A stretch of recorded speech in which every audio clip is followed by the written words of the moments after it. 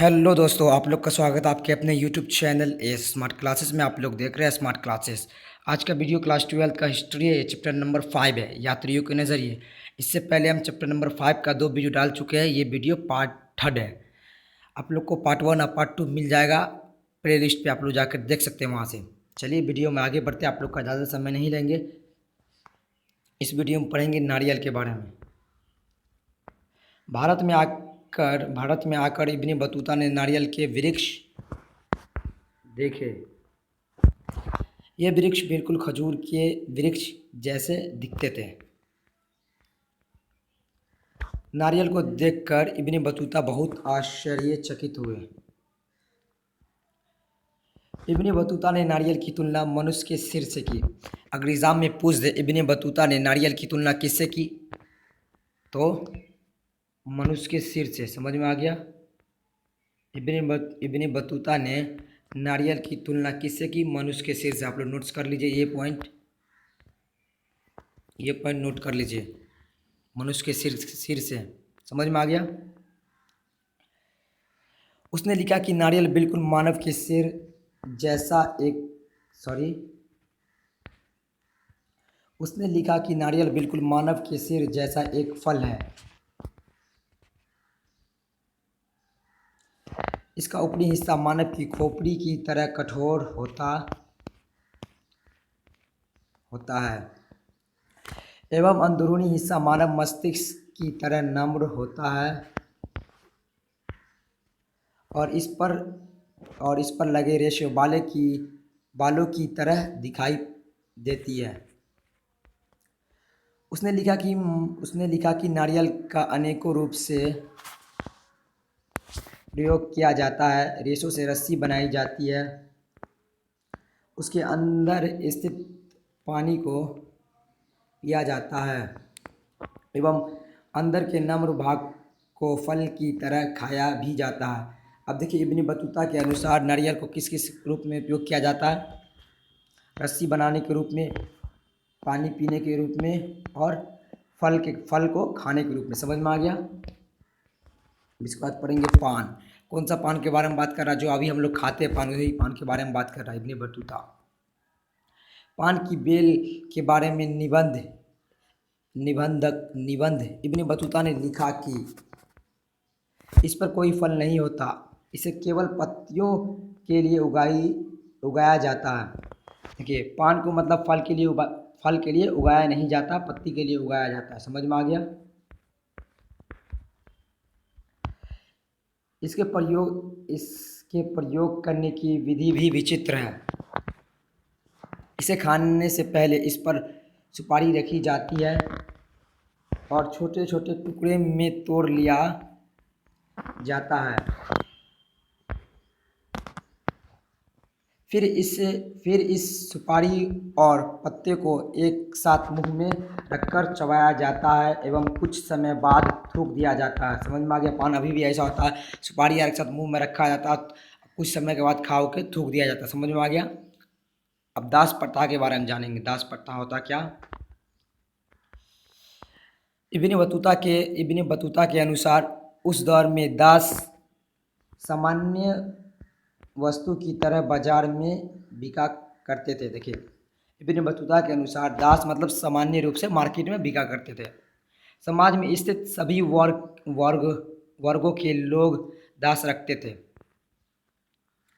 इन दासों का उपयोग घरेलू कामकाज के लिए किया जाता था। दास मतलब नौकर। समझ में आ गया। नौकर चाकर। पुरुष दास मुख्य रूप से पालकी उठाने के लिए उपयोग किए जाते थे। समझ में आ गया। एग्जाम में पूछ दे पुरुष दास किसके लिए उपयोग में आते थे? पालकी उठाने में। समझ में आ गया। मुख्य रूप से। एवं महिला दास घरेलू कामकाज के लिए रखी जाती थी। समझ में आ गया। पुरुष दास की कीमत महिला दास से कम होती थी। देखिए, पुरुष दास की मतलब कीमत महिला दास से क्या होती थी? कम होती थी। समझ में आ गया। महिला दास संगीत एवं नृत्य कला में भी निपुण हुआ करती थी। निपुण मतलब उसको मतलब नृत्य संगीत और नृत्य अच्छे से आता था। समझ में आ गया। पूरी तरह से। निपुण मतलब अच्छी तरह से आना, पूरा तरह से। कुछ मुख्य अवसर पर कुछ मुख्य कुछ मुख्य अवसर पर इनके द्वारा संगीत एवं नृत्य कला का भी भी कराया जाता था। मतलब राजा के द्वारा कुछ मुख्य अवसर पर लड़की जो महिला दास जो थी उसको मतलब निपुण मतलब संगीत और नृत्य कला भी कराई जाती थी। समझ में आ गया। कभी कभी कुछ राजाओं द्वारा इन्हें इन्हें इन इन दोनों को गुप्तचरों के रूप में लोगों के घर में निगरानी के लिए भी भेज दिया जाता था। समझ में आ गया। मतलब राजा के ऊपर होता था किसी के घर में मतलब निगरानी के लिए इसको भेज दिया जाता था। समझ में आ गया। दासों दासों के संबंध में इब्न बतूता ने अपनी तीन अनुभव बताए। देखिए कौन कौन तीन अनुभव है आप देखिए। पहला, मोहम्मद बिन तुल्क ने निजामुद्दीन नामक धर्म उपदेशक से खुश होकर उसे 1 लाख मुद्रा एवं 200 दास दिए। समझ में आ गया। जब इब्न बतूता सिद्ध पहुँचे तो उसने सुल्तान को घोड़ा, ऊँट तथा दास उपहार के रूप में दिए थे। समझ में आ गया। मुल्तान के गवर्नर को भी इब्न बतूता ने किशमिश एवं कुछ दास भेंट के रूप में दिए थे। समझ में आ गया। चलिए आगे पढ़ते हैं। फ्रांसवा बर्नियर के अनुसार, इससे पहले हम बता देते हैं, आप लोग अगर मेरे चैनल पहली बार चैनल को सब्सक्राइब कर लीजिए, वीडियो को लाइक कर लीजिए, वीडियो अच्छा लगे तो अपने दोस्तों को भी शेयर कीजिए। ये पार्ट 3 वीडियो है चैप्टर नंबर 5 का। आप लोग को पार्ट 1 और पार्ट 2 मिल जाएगा प्ले लिस्ट पर, आप लोग जाकर देख सकते हैं। चलिए आगे चलते हैं। फ्रांसवा बर्नियर, अब फ्रांसवा बर्नियर के बारे में जानेंगे। फ्रांसवा बर्नियर का जन्म 1620 ईस्वी में फ्रांस में हुआ। एग्जाम में अगर पूछ दे फ्रांसवा बर्नियर का जन्म कहाँ हुआ तो फ्रांस में कब हुआ, 1620 ईस्वी में। समझ में आ गया। देखिए यह दार्शनिक इतिहासकार, राजनीतिज्ञ और चिकित्सक थे। देखिए ये क्या क्या थे। फ्रांसवा बर्नियर चिकित्सक था, राजनीतिज्ञ था, इतिहासकार था। समझ में आ गया। अवसरों की तलाश में यह भारत आए और यहाँ शाहजहाँ के बड़े बेटे शिको के चिकित्सक के रूप में कई सालों तक रहे। देखिए भारत वो आए थे शाहजहाँ के बड़े बेटे के चिकित्सा के रूप में, यहीं पे कई साल तक रहे। देखिए अब ये भारत कब आए, यह भारत में 1656 से 1668 तक रहे। अगर एग्जाम में पूछ दे ये भारत कब आए, 1656 में, और ये भारत में कितना साल रहे तो 12 साल। ये पॉइंट नोट कर लीजिए। फ्रांसवा बर्नियर 1656 में भारत आए और यहाँ 12 वर्षों तक रहे। समझ में आ गया। नोट्स कर लीजिए। इस दौर में इन्होंने अपनी एक पुस्तक travels in the Mughal empire लिखी।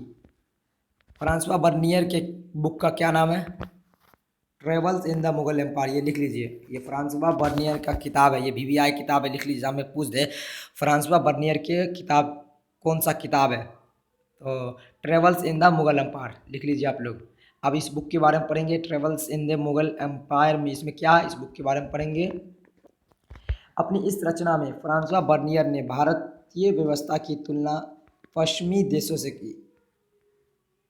इस पुस्तक में उन्होंने भारतीय व्यवस्था की आलोचना की एवं उसे दयनीय स्थिति में दर्शाया। देखिए इस पुस्तक में मतलब भारतीय व्यवस्था की आलोचना की कौन, फ्रांसवा बर्नियर। समझ में आ गया।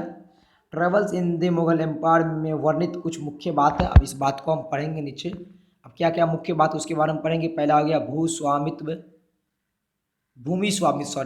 भूमि का मतलब जमीन। समझ में आ गया।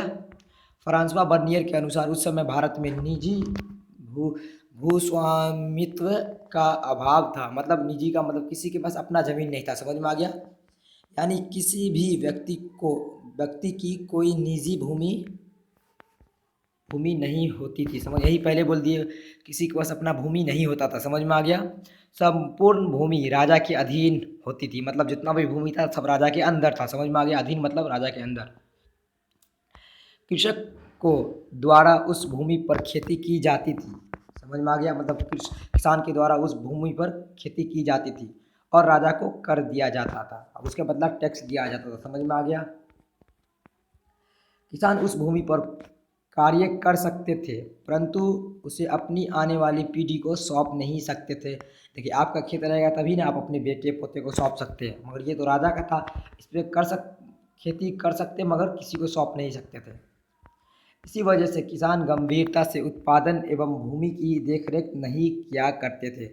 देखिए, ये आज भी होता है, किसी का अपना रहेगा तो अच्छा से देखरेख करेगा, और किसी का अपना ना रहेगा तो दूर जो है अच्छा खराब वो अपना ठीक करेगा। ये आज भी होता है, समझ में आ गया। इसी वजह से ही अच्छे से देखरेख नहीं करते थे। इसी व्यवस्था की वजह से कृषि का विनाश हुआ, मतलब यही अच्छी से देखरेख नहीं होने के कारण कृषि का विनाश हो गया एवं किसानों को शोषण का सम्मान करना पड़ा। देखिए, अब आगे देखते हैं भारतीय समाज। अब भारतीय समाज के बारे में फ्रांसवा बर्नियर ने अपनी पुस्तक में क्या लिखा।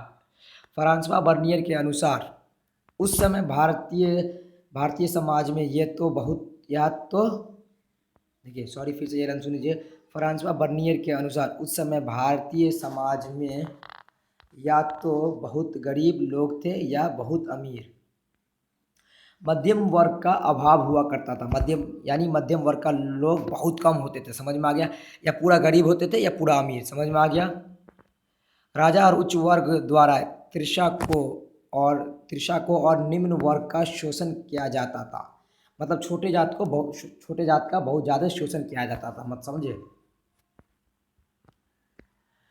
नगरों में सेवाओं का अभाव था एवं शासन व्यवस्था खराब थी। देखिए, नगर में जो था, मतलब शासन व्यवस्था अच्छी नहीं थी और सेवा का अभाव था, मतलब सुधार नहीं था, समझ में आ गया। सती प्रथा क्या होता है आप लोग देखिए, ये बहुत इंपॉर्टेंट है। फ्रांसवा बर्नियर के अनुसार भारत में प्रचलित सती प्रथा की आलोचना की। देखिए, फ्रांसवा बर्नियर के अनुसार सती प्रथा बहुत खराब थी, समझ में आ गया। इस प्रथा के अंतर्गत एक महिला को विधवा होने के पश्चात उसके पति की चिता के साथ जिंदा जला दिया जाता था। देखिए, सती प्रथा का मतलब क्या होगा, अगर किसी का मतलब हस्बैंड मर गया तो उसकी वाइफ को उसके चिता के साथ जिंदा जला दिया जाता था, समझ में आ गया, सती प्रथा। उन्होंने इस व्यवस्था को अमान्य एवं अत्याचारपूर्ण बताया। जो रियल से बात है, अब मान ली हस्बैंड किसी का मर गया, उसके साथ जलाना, ये तो अच्छे अत्याचार ही है, मगर ये फ्रांसवा बर्नियर के अनुसार ये बताया कि अमानवीय एवं अत्याचार है, समझ में आ गया। अपने एक अनुभव को बताते हुए फ्रांसवा बर्नियर ने, देखिए सुनिए क्या बताया अपने अनुभव से। अपने एक अनुभव को बताते हुए उन्होंने 12 साल की एक लड़की के बारे में लिखा जिसे सफ़ेद साड़ी पहनाई हुई थी एवं चार ब्राह्मणों और एक बूढ़ी महिला द्वारा उसे खींचकर एक चिता की ओर ले जाया जा रहा था। उस चिता पर उस लड़की के हाथ पैर बांध दिए गए ताकि वह भाग ना जाए और फिर उसे जला दिया गया। देखिए, सती प्रथा का मतलब क्या था, किसी का हस्बैंड मान लीजिए मर गया तो उसके वाइफ को उसी के साथ जला दिया जाता जिंदा। ये सती प्रथा बहुत गलत था, पहले था भारत में, ये पहले था। चैप्टर 5 खत्म हो गया। चलिए मिलते हैं आप लोग से अगले वीडियो में। वीडियो अच्छा लगे तो वीडियो को लाइक कर लीजिए, अपने दोस्तों को शेयर कीजिए और चैनल को भी सब्सक्राइब कर लीजिए। मैं बता देना चाहता हूँ कि ये चैप्टर नंबर 5 का तीसरा वीडियो है। पार्ट 1 पार्ट 2 आप लोग को मिल जाएगा प्ले लिस्ट पर, आप लोग जाकर देख सकते हैं। यहाँ पे 10th और 12th का हम लोग अच्छे से पढ़ाते हैं, उर्दू भी पढ़ाते हैं, आप लोग जाकर देख लीजिए। चलिए मिलते हैं आप लोग से अगले वीडियो में। धन्यवाद।